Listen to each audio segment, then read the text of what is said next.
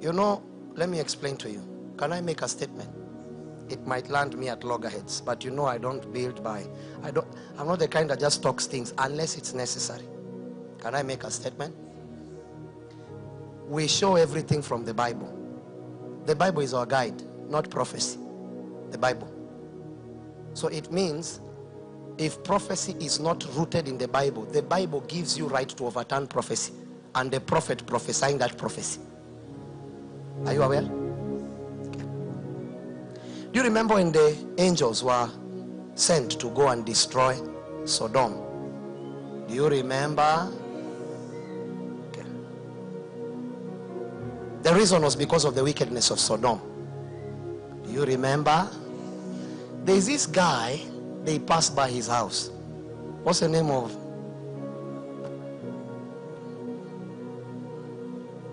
The homie. What's the name? Abraham. So this is how you know. I hope you know Abraham was a prophet. Or I can show. Do you? Okay, because you know, I want to assume you are deep.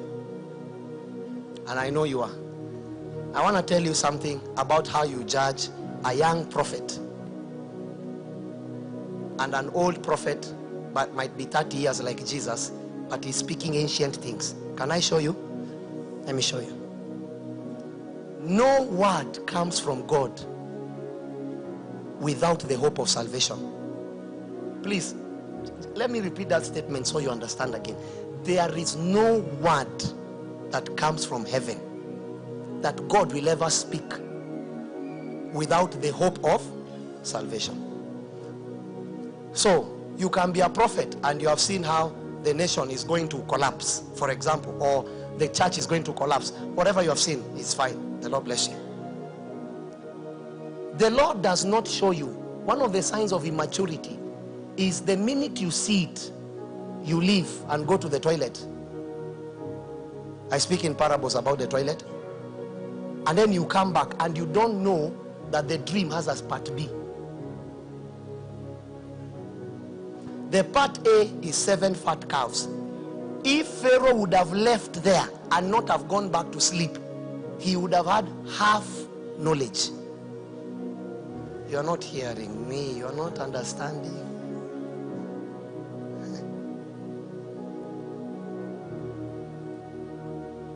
So the beauty of that is that you must go back to sleep so that you can get part B. And a lot of prophets, when they see something negative, they leave the throne room quickly and they don't behave like our father Abraham. Remember, he's the beginning point of what we call faith in that regard, or rather salvation. Do you understand that? Our father who?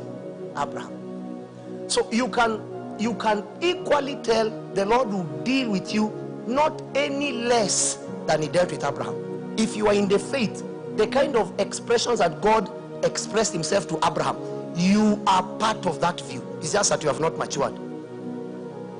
So let's see how Abraham took the matter. When the angels came, I want to show you why we are little Abrahams and what we ought to do. Even when there is something you have seen in the spirit that's negative, you must balance it with salvation.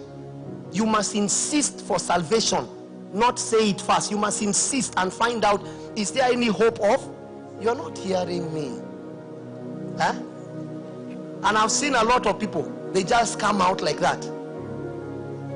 You forget that even someone that has been a thief all his life, the hope of salvation was still with him. He says, today you will be with me in paradise. So this is the view of the sign of a prophetic ministry or a prophet that speaks the part A and part B. Do you understand? Part A and part B of prophecy, not part A, is that every prophecy from heaven must point out to a layer of salvation.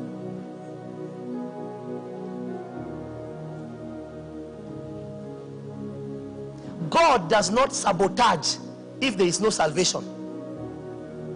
Including Sodom and Gomorrah going down. Believe me, you might see it as if fire is killing people. No, God is looking at a generation 50 years from now, and he knows if these Nephilims exist, they are going to be a problem 1,000 years. Do you understand? Either way, it is still tied to what? Salvation. God doesn't do, even his anger, there is salvation is in. Do you people understand when I'm telling you? If salvation is not part of the plan, then God and Satan are the same. So even if it's destruction, there is salvation in that destruction. But Satan's destruction has no salvation. He steals and destroys. Look at all that. Do you see any salvation in killing? Is there any salvation in stealing? Is there any salvation in destroying? But he says, but that but means I'm totally separate. I work separate. But I came that you may have life. So if God appears to a generation, what has appeared? I want to see if you understand. Good, you are good students. Say it again. So if I'm prophesying and you can't trace the life of God in that prophecy, that man is lying. Because if Jesus is gonna come to you today, he only comes for one reason, that you may have life. So that's how you know the prophet is just speaking to prove a prophetic view. He is not speaking from the life, from the Zoe of God. Because everything that, even his words are tied to Zoe. Notice, my words are spirit and they are life. Even his words are full of life. God can't come to death. He is not full of death. So God does not destroy in that regard. And even if God will end Sodom and Gomorrah, it's not really destroying. It is still salvation. It comes as destroying, but what he's really interested in is what? You know, you might wonder. One time someone asked me, how come this little boy speaks some weird things we don't know? I accept I'm a little boy. In fact, I claim to, in my view, I don't believe I've attained, assuming the year mark of ministering the way I minister. So it's not by might, according to me. I don't know for you, preacher. According to me, I'm too young to minister the things I minister. That's why I trust in the Lord, because he is ancient. And the matter I can do is to trust him. And if I've trusted him and he has seen a 19-year-old can deliver the message, a 19-year-old will deliver the message. And a lot of our messages are not balanced.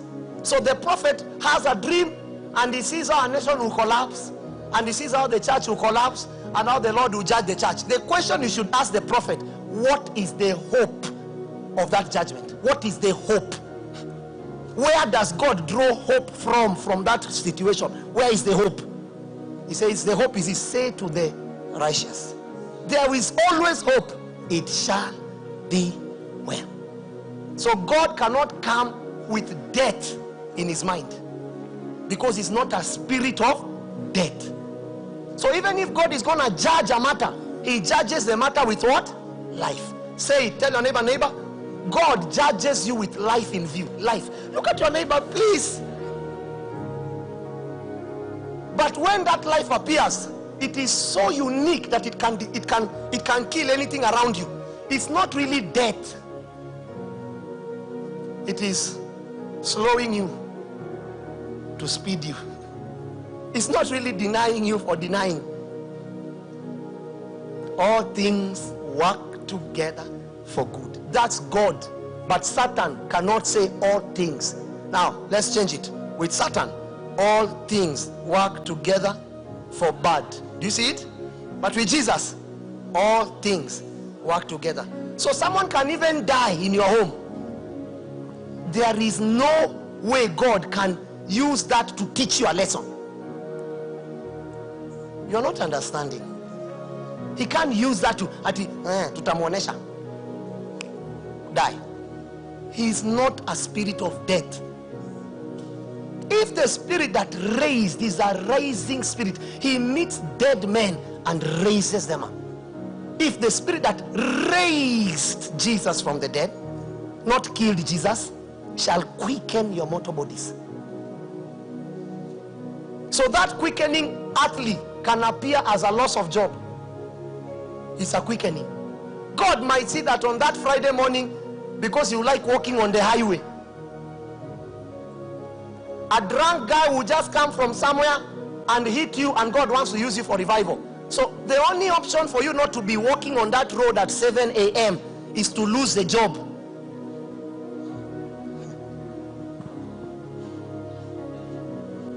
So he will touch the job, but the aim is what? There's one word I'm looking for, I told you. Aha, you are understanding. The aim is what? Salvation. He's trying to save you. He can deny you, but the aim of that denying is what? Salvation. He can stop you, but the aim of that stopping is what? That's how you know a prophetic word from Yahweh. So our father Abraham showed us.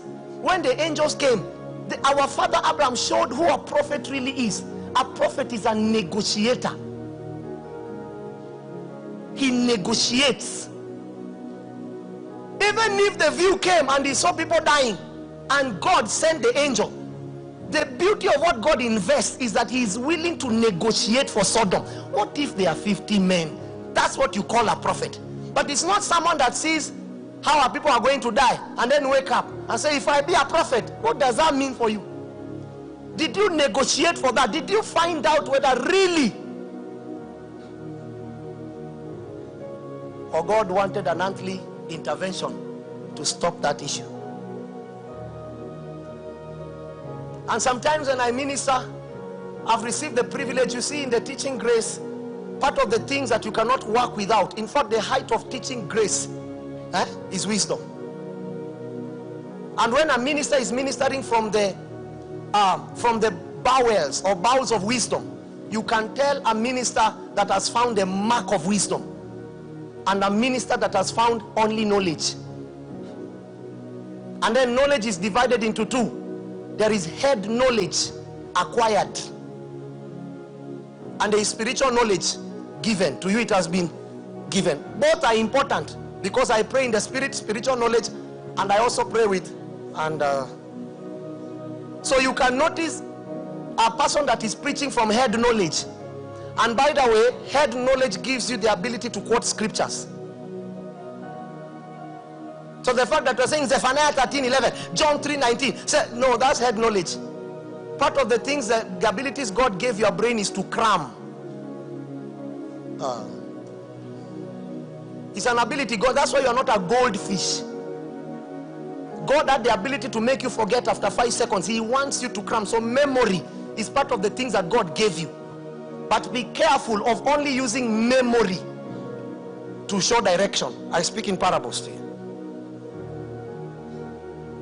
Spiritual knowledge is superior to head knowledge. And a lot of people do not have spiritual knowledge. They don't understand that you can negotiate. And by the way, in case you are not aware, Lot was part of the people that were supposed to die in that process. I hope you are aware. But because a man was willing to negotiate, you still see, even in death, are people leaving Sodom. There is still salvation. That's what I'm trying to tell you. That even if God is judging a people, there is still salvation involved. But with Satan, when he judges a people, there is destruction involved. Do you hear me?